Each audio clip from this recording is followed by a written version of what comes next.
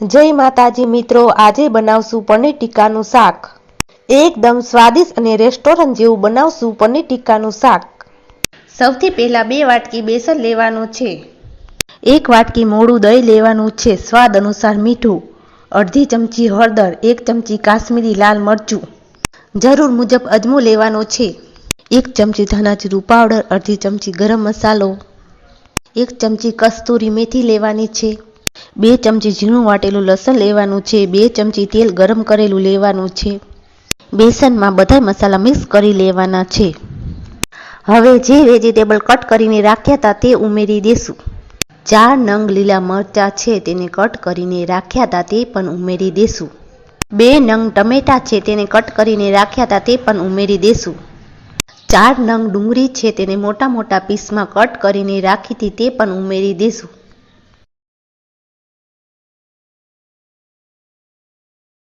પનીરને cut કરીને રાખ્યું છે તેને પણ ઉમેરી દેશું। બધા વેજીટેબલને બેસન સાથે મિક્સ કરી લેવાના છે। બધા વેજીટેબલ બેસન સાથે મિક્સ થઈ ગયા છે।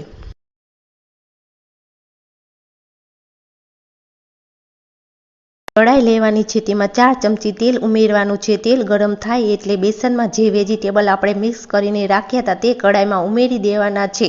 વેજીટેબલ ગોલ્ડન બ્રાઉન કલરના ન થાય ત્યાં લગી કૂક થવા દેવાના છે।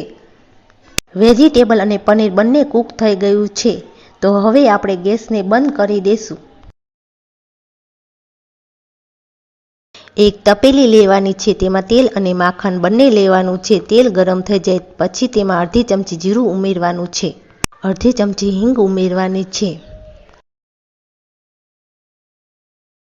આ લીલા મરચાં અને લસણની પેસ્ટ છે તેને પણ ઉમેરી દેશું। લીલા મરચાં અને લસણની પેસ્ટને ઉમેર્યા પછી ધીમા ગેસે કૂક થવા દેવાના છે।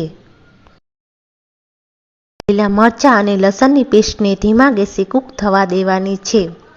લીલા મરચાં અને લસણની પેસ્ટ કૂક થઈ ગઈ છે, તો હવે આપણે ડુંગળીની પેસ્ટ ઉમેરી દેશું।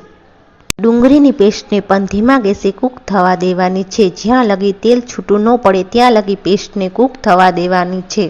તેલ છૂટું પડી ગયું છે, તો હવે આપણે મસાલા ઉમેરી દેશું। સૌથી પહેલા અડધી ચમચી હળદર ઉમેરી દેશું,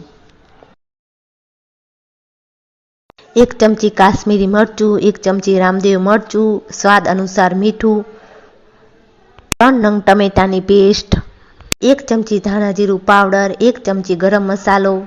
હવે બધા મસાલાને મિક્સ કરી લેવાના છે અને ધીમા ગેસે કૂક થવા દેવાના છે।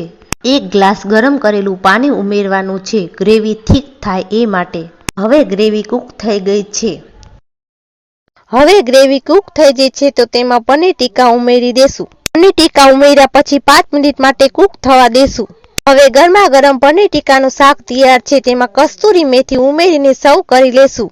જો તમને પનીર ટીકાના શાકની રેસીપી ગમી હોય તો મારી ચેનલમાં લાઈક કરજો, સબસ્ક્રાઈબ કરજો, કમેન્ટ કરજો।